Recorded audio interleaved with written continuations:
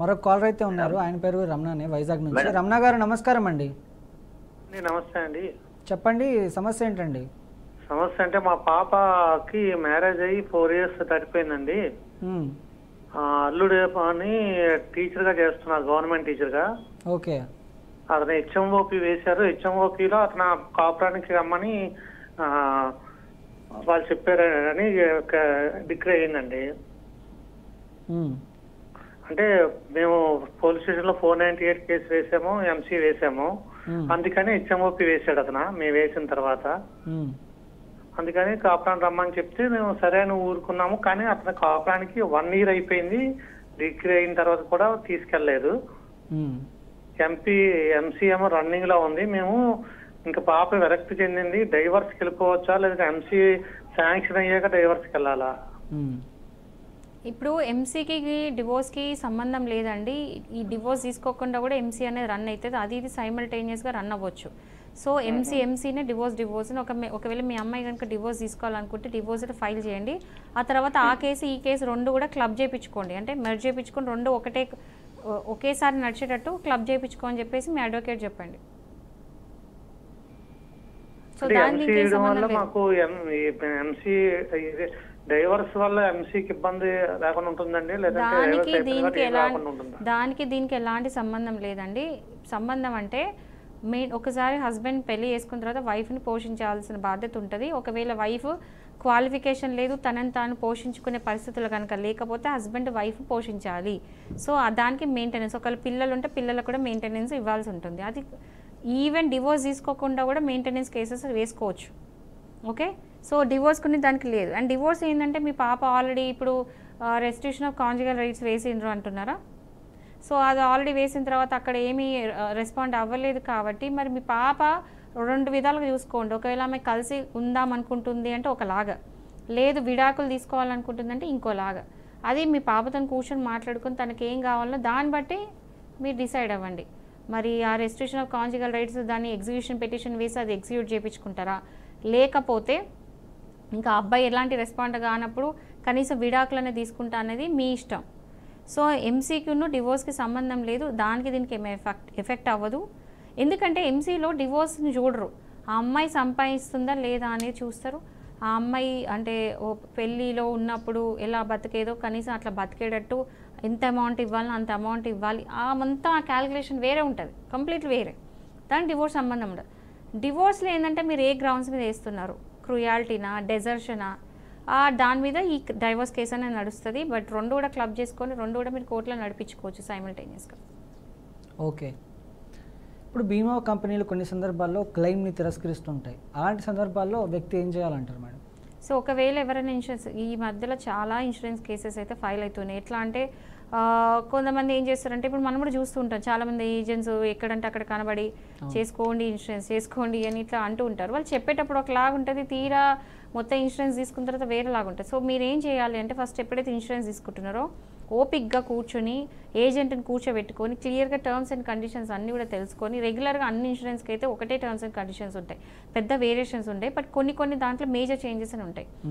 అంటే ఇప్పుడు pre medical టెస్టులు అవన్నీ ఉంటాయి, అవన్నీ చేయించడం ఏజ్ బట్టి అవన్నీ ఉంటాయి.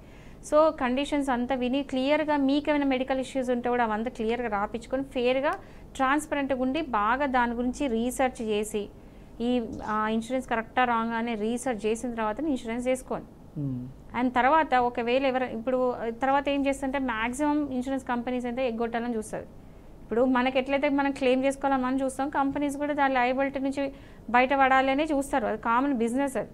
సో దానికి ఈ రీజన్ ఆ రీజన్ వెతికి ఒకవేళ కనుక వాళ్ళు క్లెయిమ్ అమౌంట్ ఇవ్వమని చెప్పి రిజెక్ట్ చేస్తే కనుక ఎందుకు రిజెక్ట్ చేస్తున్నారు అనేది, ఆ రిజెక్షన్కి ఏమేమి పాయింట్స్ ఉన్నాయి అవన్నీ కూడా చెప్పమనండి, రాసి ఇవ్వమనండి రిటర్న్ ఫామ్లో. ఓరల్గా చెప్పడం కాదు, ఒక రిటర్న్ ఫామ్లో దేనికి రిజెక్ట్ చేస్తున్నారు అనేది రిజెక్షన్ అనేది రాయాలి. రిజెక్షన్స్కి రీజన్స్ ఏంటి, ఆ పాయింట్స్ అన్నీ కూడా రాతపూర్వకంగా తీసుకోండి. తీసుకున్న తర్వాత ఏ కంపెనీ అయితే మీరు తీసుకున్నారో ఇన్సూరెన్స్, ఆ వాళ్ళకి ఏదైతే గ్రీవియన్స్ ఉంటుందో ఆ డిపార్ట్మెంట్కి మీరు ఈ లెటర్ పంపిస్తూ ఒక కంప్లైంట్ పంపించండి. మీ ప్రాబ్లంతో సహా ఇట్లా మేము న్యాయపరంగా మాకు ఈ అమౌంట్ రావాలి బట్ రిజెక్ట్ చేయడం జరిగింది, సో గ్రీవియన్స్ డిపార్ట్మెంట్కి పంపండి. అక్కడ కూడా న్యాయం జరగకపోతే మీకు ఇన్సూరెన్స్ అంబోడ్స్మన్ అని ఉంటారు. సో ఇన్సూరెన్స్ అంబడ్స్మెన్కి కూడా మీరు కంప్లైంట్ పెట్టచ్చు. ఇది ఎక్కడ న్యాయం జరగనప్పుడు కన్జ్యూమర్ ఫోరంకి వెళ్ళి కంప్లైంట్ పెట్టచ్చు. అండ్ కన్జ్యూమర్ ఫోరంలో నాకు తెలిసి అయితే 30-40% కేసెస్ మొత్తం ఇన్సూరెన్స్కి సంబంధించింది. పెద్ద పెద్ద బ్రాండ్స్ కంపెనీస్ అన్నీ కూడా రిజెక్షన్స్ అయినప్పుడు చిన్న చిన్న రీజన్స్ కూడా రిజెక్ట్ చేస్తూ ఉంటారు. సో అలానే నడుస్తున్నప్పుడు కానీ మీకు న్యాయం అనేది జరుగుతుంది. ఒకవేళ మీ దగ్గర స్ట్రాంగ్ పాయింట్స్ ఉన్నాయి, మీ సైడ్ ఏ తప్పు లేదు అంటే మాత్రం మీకు ఖచ్చితంగా కేసు గెలుస్తారు. సో ఏది ఉన్నా అల్టిమేట్లీ కన్జ్యూమర్ ఫోరంకి వెళ్ళి మీరు డిస్ట్రిక్ట్ ఫోరం మీ అమౌంట్ ఇన్సూరెన్స్ అమౌంట్ బట్టి డిస్ట్రిక్ట్ ఫోరమా స్టేట్ ఫోరమా అనేది డిసైడ్ అవుతుంది. సో దానికి ఒక అడ్వకేట్ని కలిసి మీరు కేసు అనేది ఫైల్ చేసుకోవచ్చు. ఓకే, మరొక కాలర్ అయితే ఉన్నారు విజయవాడ నుంచి పుల్లయ్య గారు. పుల్లయ్య గారు నమస్కారం అండి. చెప్పండి సమస్య ఏంటండి? మామూలుగా ఈ అమ్మాయి పంపించేసామండి. ఏంటండి? మా ఆవిడ్ని పంపించేసాం మామూలుగా.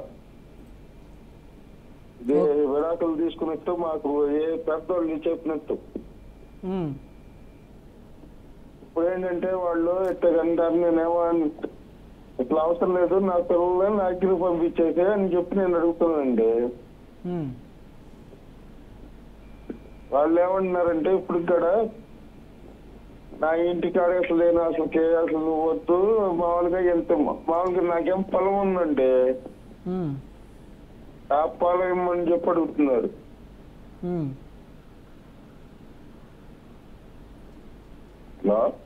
చెప్పండి. అదండి పొలం ఇమ్మంటారండి. నేనేమైతే పొలం అయితే నేనేమో నా పిల్లల్ని అగ్గిరి పంపించేసామని చెప్పానండి. అది ఇప్పుడు దీంట్లో ఇప్పుడు ఆ పిల్ల మొన్న వెళ్ళిపోయినాక ఆ అమ్మాయికి కూడా నేను 50 లక్షలు ఇచ్చానండి. ఎవరికి? మీ వైఫ్? ఆవిడికి. ఓకే. ఈ అమ్మాయికి అసలు నాకు వద్దు, నువ్వు వద్దు, వెళ్ళిపోతానన్నావు కదా, వెళ్ళిపోమని చెప్పి 50 లక్షలు ఇచ్చారండి. ఇప్పుడు ఏంటంటే మళ్ళీ పొలం అడుగుతున్నారు. పెళ్ళి ఎన్ని సంవత్సరాలు అయింది? మీ ఆవిడ ఎప్పుడు వెళ్ళిపోయిందండి? మా ఆవిడ వెళ్ళి కరెక్ట్ గా ఇప్పుడు 3 సంవత్సరాలు అవుతుందండి. మా పెళ్లి ఏమో 15 సంవత్సరాలు అవుతుంది. ఓకే. ఇప్పుడు నేను నా పిల్లలు నాకు ఇక్కడ పంపించేసి నా పిల్లలు నేను చూసుకుంటానన్నా. ఇప్పుడు పిల్లలొద్దు, నువ్వు పొలం ఉంది కదా, ఆ పొలం పెట్టానన్నట్టు ఇప్పుడు మాట్లాడుతున్నారండి. అందుకని ఊళ్ళో వాళ్ళు పెద్దోళ్ళందరూ కూడా ఇది మాట్లాడారండి. అంతకు ముందు కూడా 50 లక్షలు కూడా ఇచ్చినప్పుడు కూడా పెద్దోళ్ళందరూ కూడా ఉన్నారు. ఎలా ఇచ్చారు 50 లక్షల డబ్బులు? క్యాష్ ఇచ్చేసామండి. అంటే సాక్షులు ఎవరైనా ఉన్నారా దానికి? ఉన్నారండి, మా పెద్దోళ్ళందరూ అంటే మా అక్కల పెద్దలందరూ ఉన్నారండి. ఇప్పుడు పిల్లలకి మళ్ళీ అడ్డం పెట్టుకొని ఇప్పుడు పిల్లలతో ఇది నాకు పొలం కావాలని చెప్పి మళ్ళీ ఇప్పుడు అంటున్నారండి. అందుకని ఒకటండి, ఇప్పుడు సపరేట్ వెళ్ళినప్పుడు ఇది ఓరల్గా అంటే నోటి ద్వారా అడగడము. కేసు అయితే ఏమి వేయలేదు కదా కోర్టులో కేసు అయితే ఏం వేయడం జరగలేదు కదా మీ ఆవిడ? అది జరగలేదు మేడం. కోర్టులో కేసు వేసుకుని మేము విడిపోతున్నాం అనుకున్నాము. ఇప్పుడు మా పెద్దోళ్ళను మాకు వీటిలో పెట్టేసేసి తీసేస్తున్నారు మేడం వాళ్ళు కూడా. అయితే ఇప్పుడు ఒకటండి, మీరు చిల్లి గవ్వ కూడా ఇవ్వా అని చెప్పేసేయండి.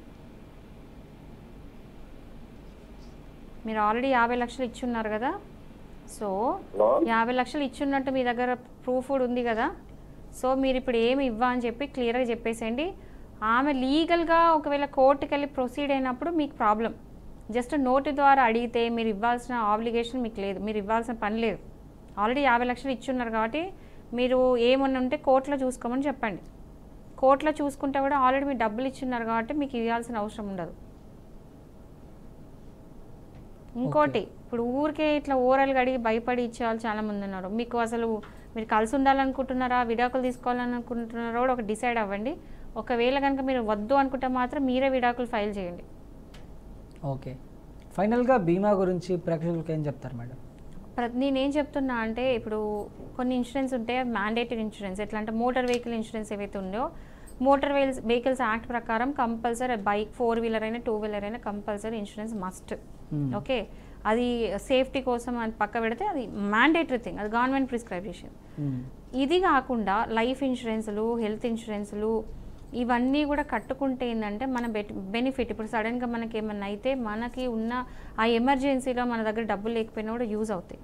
ఓకే, సో ఇది జస్ట్ ఒక సజెషన్. బట్ దెన్ లీగల్గా చూసుకుంటే ఏంటంటే ఒకవేళ సరే మీకు ఏవైనా సరే అంటే మన టాపిక్ గురించి మాట్లాడుతున్నాను, ఒకవేళ ఇన్సూరెన్స్ చేసుకున్న తర్వాత ఎవరైనా సరే ఇన్సూరెన్స్ క్లెయిమ్ కనుక రిజెక్ట్ చేస్తే, ఏ కంపెనీ కనుక రిజెక్ట్ చేస్తే మీ దగ్గర రెమెడీ ఉంది. ఆ రెమెడీ ఏంటంటే రిటర్న్ ఫామ్లో రిజెక్షన్ పాయింట్స్ తీసుకొని ఏదైతే కంపెనీ తీసుకున్నారో వాళ్ళకి గ్రీవియన్స్లు ఇవ్వడము, అది కూడా పనిచేయకపోతే ఇన్సూరెన్స్ అంబర్డ్స్మెన్కి ఇవ్వడం కంప్లైంట్. ఇవి ఏవి పనిచేయనాడు మీరు కన్స్యూమర్ ఫోరంకి వెళ్ళి కంప్లైంట్ పెడితే ఏదైతే ఇన్సూరెన్స్ మనీ అయితే రిజెక్ట్ చేసిందో అది లీగల్గా మీరు తిరిగి ఆ క్లెయిమ్ చేసుకోవచ్చు.